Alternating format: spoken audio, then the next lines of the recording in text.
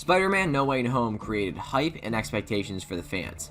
That's why director Jon Watts and the company managed to bring unexpected twists and surprises for everyone. Here are the 10 best surprises in Spider-Man No Way Home. At number 10, Charlie Cox appears as Matt Murdock. Rumors had been flowing before the first promotions for No Way Home that Charlie Cox would repeat his role as the legal advisor Matt Murdock from the Netflix Daredevil series. They found legal protection in Cox's Murdock. However, the scene is brief. The legal counselor's quick reflexes in finding a brick that crashes through Peter Parker's window leaves Peter inquisitive to assume that there's something else to Murdock besides what he might expect. At number 9, Doctor Strange is not the Sorcerer Supreme. The reason for No Way Home is set up by the last occasions of 2019's Spider-Man Far From Home, when Mysterio uncovers to the world using the Daily Bugle that Peter Parker is Spider-Man. Framed for the villain's death, Peter sees his world turned upside down as he and his friends struggle to get into college, causing him to seek Doctor Strange for help. While fans knew that Strange would assist Peter with breaking the multiverse, most expected he was displaying his power in a demonstration of pride as the Sorcerer Supreme. Nonetheless, the film sets up the title pass to Wong after Strange died in 2018's Avengers Infinity War, giving Strange a need to demonstrate his value for reclaiming the mantle. At number 8, Tobey Maguire and Andrew Garfield return. It had for some time been estimated that those two would return in their Spider-Man in No Way Home. However, Marvel and Sony kept their lips fixed on whether actors would reprise their roles on the way to the debut. Their absence from the MCU flick would have likely created a commotion from exasperated fans. What's more, everybody cheered when Garfield took his veil off after walking through one of Ned's portals, immediately followed by an entry from Maguire.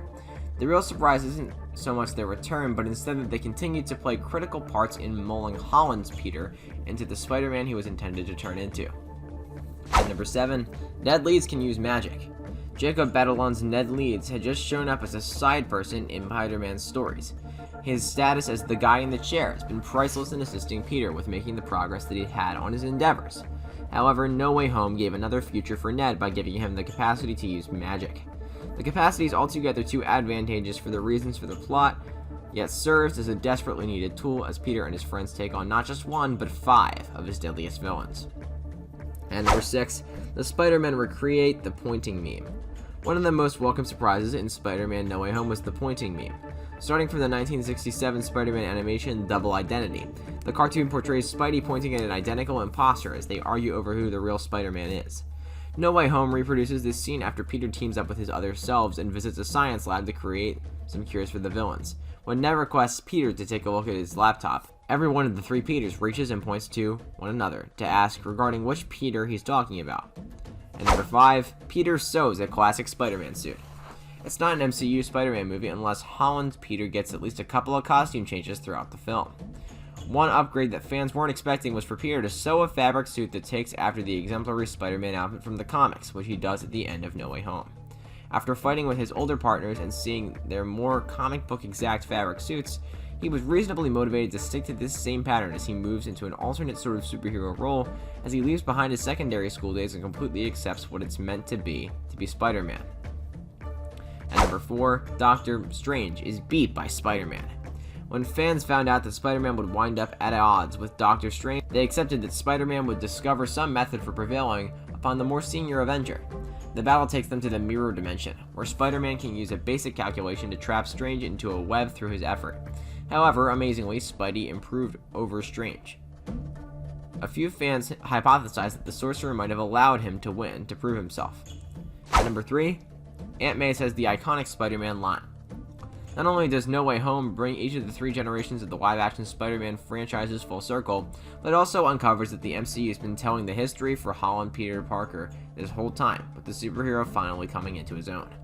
When Uncle Ben doesn't come out from the woodworks, Marissa Tomei's Aunt May fills in her late spouse's job in the MCU, even reciting the iteration of the famous "with great power comes great responsibility" quote, before tragically dying in the arms of her nephew following a vicious attack by Willem Dafoe's Green Goblin. At number 2, a trailer for Doctor Strange 2 is known. While fans were expecting a follow-up to the post-credits scene toward the finish of Venom Let There Be Carnage, the second post-credits scene, highlighted in No Way Home, probably surprised fans more. Indeed, the second scene wasn't a scene by any means, but rather a trailer for 2022's Doctor Strange in the Multiverse of Madness. And at number 1, Everyone forgets who Peter Parker is. After Strange's spell is released, Peter understands that the only way for them to seal the multiverse is for Strange to cast the spell the way it was originally intended. However, this sends everybody home, but also makes the world forget about who Peter is, including Ned and MJ. Well guys, that's it for this one. What'd you think about it? Let us know in the comments below. If you're new to our channel, be sure to sub and ring that bell to get notified about our latest videos. Thanks, and we'll see you next time.